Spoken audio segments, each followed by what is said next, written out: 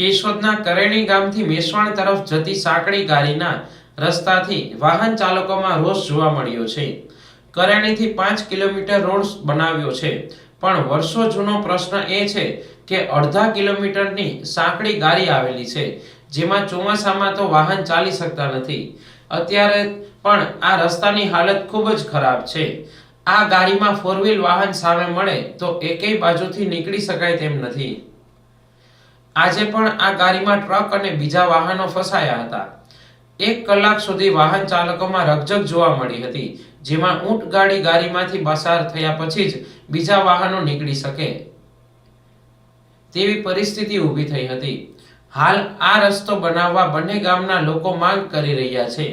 વર્ષોથી આ રસ્તાનું નિરાકરણ થયું નથી। વાહન ચાલકોને ખૂબ જ મુશ્કેલી વેઠવી પડે છે। બંને ગામના લોકોનું કહેવું એ છે કે હાલ બધે રોડ રસ્તાના કામો ચાલુ છે, તો આ એક ટૂંકો રસ્તો કયા કારણોસર વર્ષોથી વિવાદમાં છે। અનેકવાર તંત્રને પણ જાણ કરેલી છે, તો વહેલી તકે આ રસ્તો બને તેવી લોક માંગણી ઉઠી છે। સરકારને નિવેદન કરી છે કે તમે રસ્તા હાટુથી ગરીબ માણસને મકાન પાડી નાખો છો, તો આ કેળા બાબત તમે રસ્તો કેમ કાયદેસર નથી કરતા?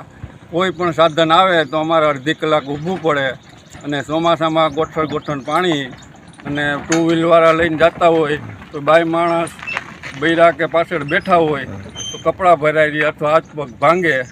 તો આ સરકારને આમાં કરવા નમ્ર વિનંતી। આ જૂનો પડતર પ્રશ્ન છે, આ વર્ષો થયા અને આ લડત હાલે છે, પણ હજી કોઈ નિવારણ તો આવ્યું જ નથી।